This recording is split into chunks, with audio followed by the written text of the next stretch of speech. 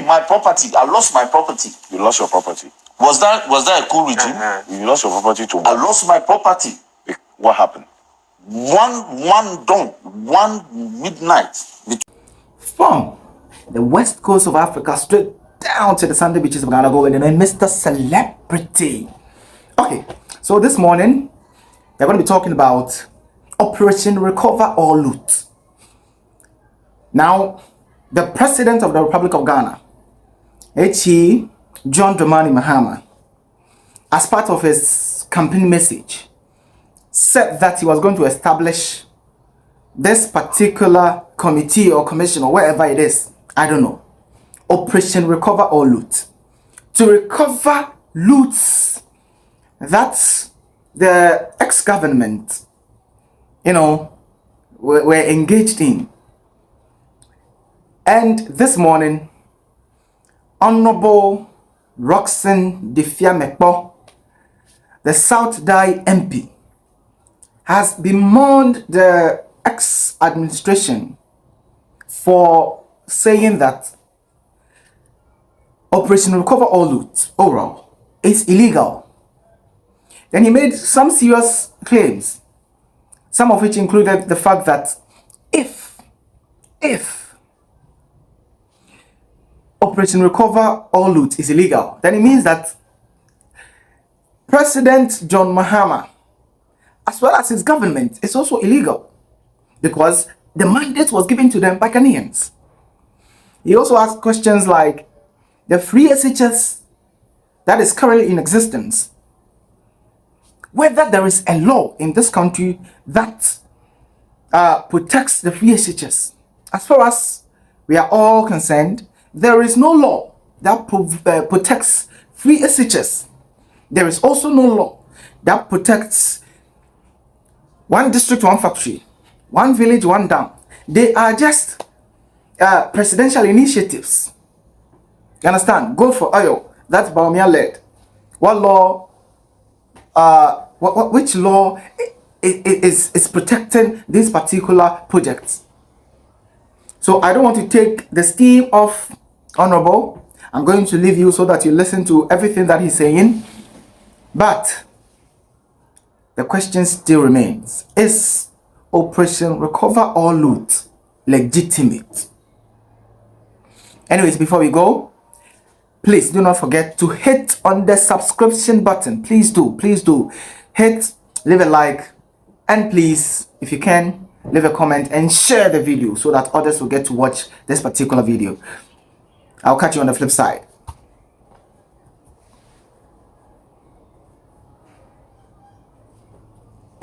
Initiate is to introduce or set up a system called ORA to retrieve all unlawfully looted or unlawfully acquired state property, incorporeal or corporeal.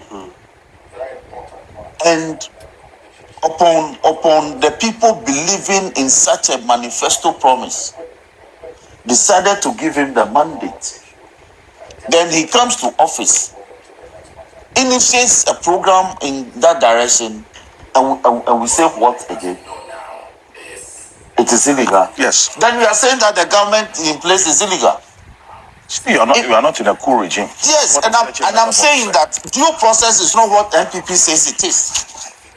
Due process, the definition of due process, doesn't lie in the mouth of an MPP, a parachick, or full soldier, or of officer making that point. Due process is a process that is recognized in law in remedying a situation. I've just given you the law in the Constitution.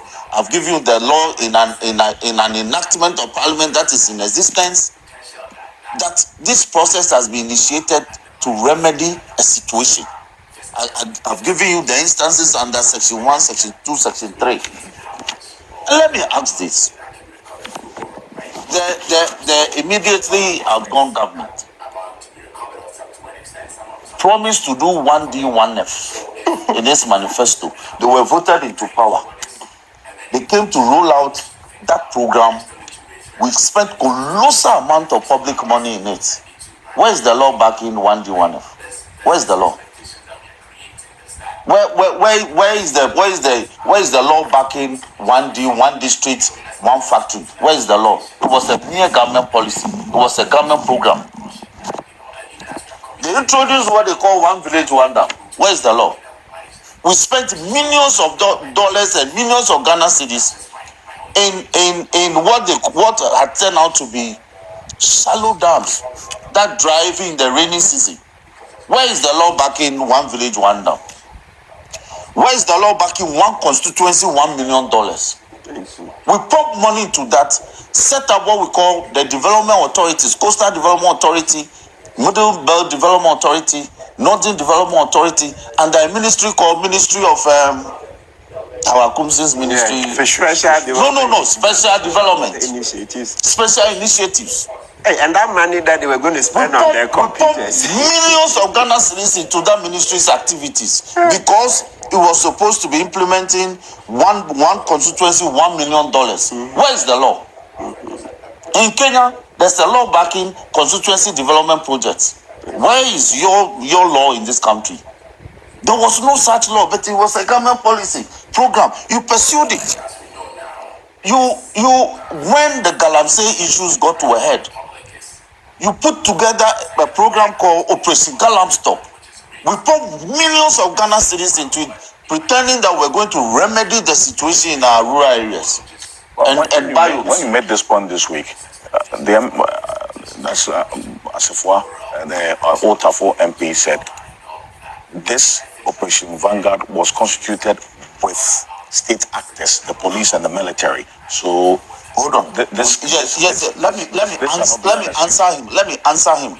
Okujeto is a private actor. The Honorable Okujeto Ablakwa is a private actor. So Asifwa, by his logic and reasoning, that hold on. I am saying that the Honorable Okujeto Ablakwa, who the Whistleblowers Act mandates in law as a member of parliament, to even by virtue of his standing receive information regarding his appropriation of public property and funds. It's a public actor by Asifwa's reason. So you see, they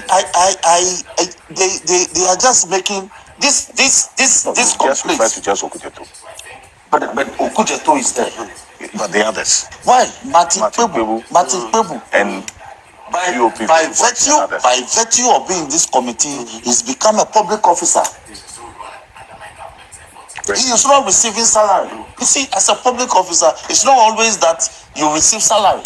In any case, we had a finance minister who, for 7 years, told us that he served as a finance minister without receiving salary. Oh, but he was making money from every. Yes, I agree. Too much money. I agree, but for the sake of argument. Yes. So when they lose the debate, then they make very whimsical arguments. Data bank. So the argument that oral is not back in law, perhaps they fail to avert their mind to the Whistleblowers Act. If they had done so, they wouldn't have gone to town on this matter. But let me continue. Operation Vanguard, Operation Galamstop, all this. There were private people who helped them in identifying the mining sites, the Galamsey sites. Were there not private people who were assisting? All of us were encouraged to assist the committee, Operation Vanguard, Operation Galamstop, to succeed. So people were leading them to the forest areas to point out where the illegal activities were carrying out. So by Asifwa's reasoning, it was illegal. Again, the gold for oil or oil for gold, whichever. The gold for oil. Or gold for oil or oil for gold. Why is the law backing that program or that policy? We've taken our gold and given it to people to supply as oil. There's no law backing it. But we implemented it, claiming that it will help to stabilize our currency. The currency is at 16 point something to the dollar. So this issue, we were here in this country. When the government came into office freshly in 2017, they took issues with an existing energy agreement, the Ameri Plant Agreement. They set up a committee, the Lawyer Addison Committee. They traveled to Dubai at you and I's expense. Where is the law backing that committee? And Akufo-Addo ended up pardon it by $800 million. You wait, we'll back to $800 million. Where is the law backing the lawyer Addison's committee? That's like a committee that has been set up to do some work. Where's the law backing Addison's committee? They traveled to Dubai, spent weeks and came back with a report that led to the dismissal of Bati Jaku from office. Where is the law? Where MPP? Where is the law backing the work of that committee? Because it was done by presidential fiat. Now, you are building Agenda 111 before you left office. Where is the law backing that project? So when the government rules out, when the government is given a mandate to exercise, and the government is rolling out these programs, if you cannot suggest constructively, don't question its legality, because it's neither here nor there. In fact, some of the criticisms is becoming ignominious. It's humiliating, the kind of criticism. What? Ignominious. They are falling into ignominy in some of the issues they are raising about this matter. But they say they are not against accountability. It is how you are going about it. Yes, for instance, this oral matter arose or erupted at the the appointments committee because the honorable Dominic Aini made the point upon a question from my roommate John Daku that he said somewhere, he said somewhere that he will bring back the public tribunal system. All right. It was a manifesto promise, was it not? Good. No, he said he was reported. Then he linked it to our manifesto and questioned what the legality. No, it wasn't John Daku, it was one other lawyer. I forgot his name. I know him very well. He's in parliament now. So then doctor answered that, but this was our manifesto promise. In any case, it's backed by law. Don't have any of it. We are not in a coup regime. So this coup regime rhetoric is something they all. I'm sure there's a platform. They say just go and talk about coup regime.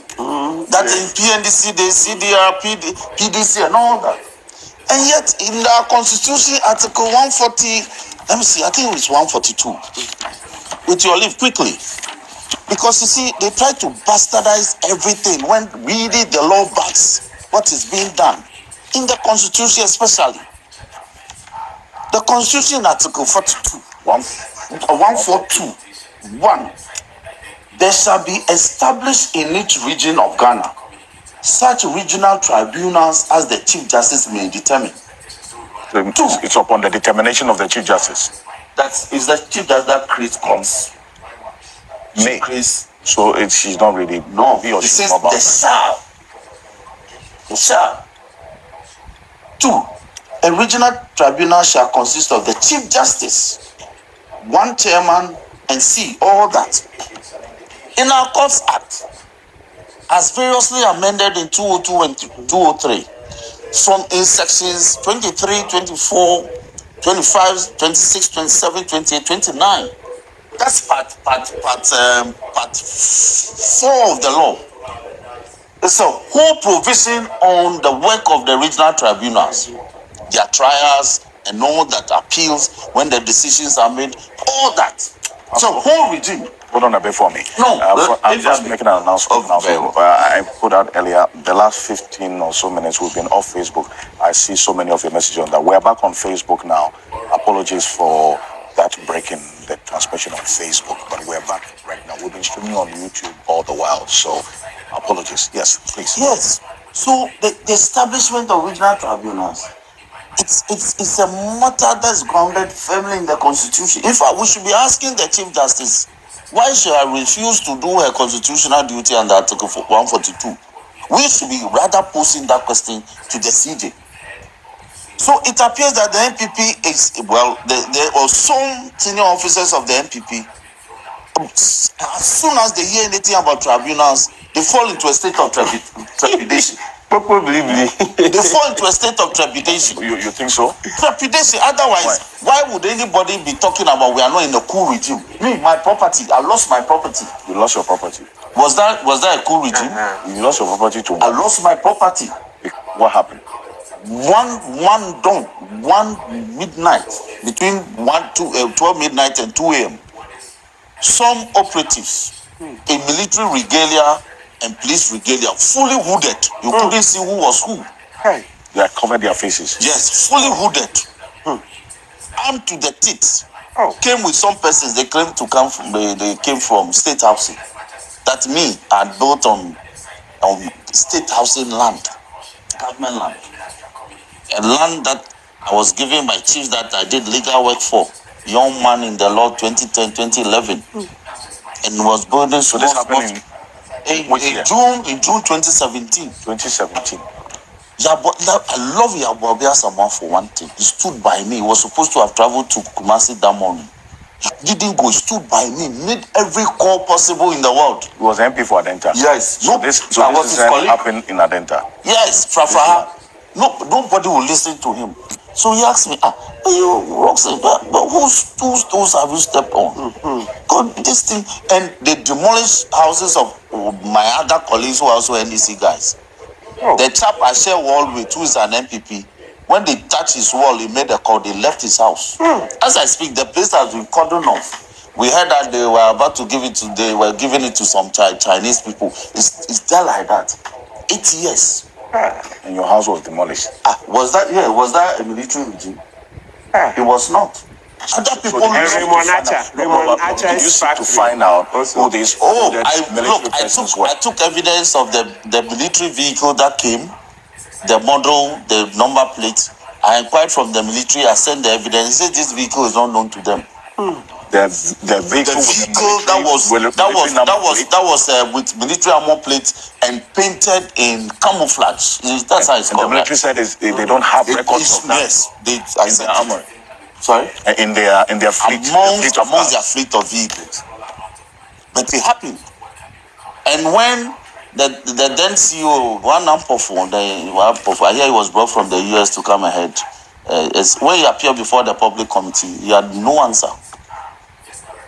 We went to court. So people suffered. People were in their vehicles.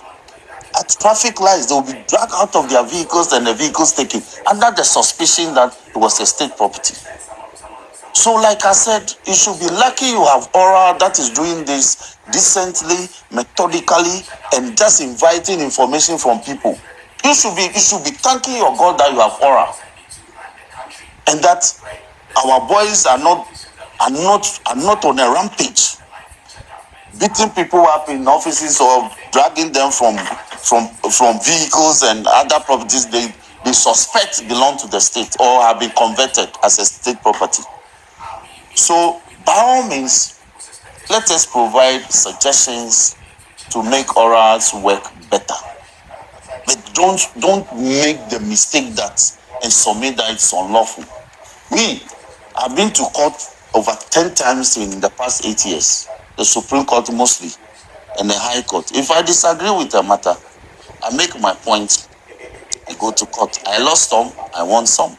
Some too, judgments are outstanding. Whether they will be delivered, I don't know. The judge is done. He's waiting for a certain directive before he can deliver judgments. I can show you letters. So, for me, Aura is properly anchored.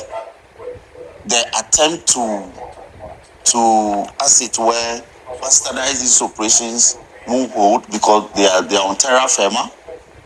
They should do their work. By all means, pay attention to their mandate.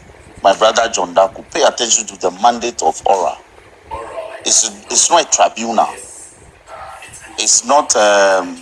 It says no serious government will entertain Aura. That's you see, it is not. It doesn't lie in John Daku's mouth to say no serious government will entertain Aura.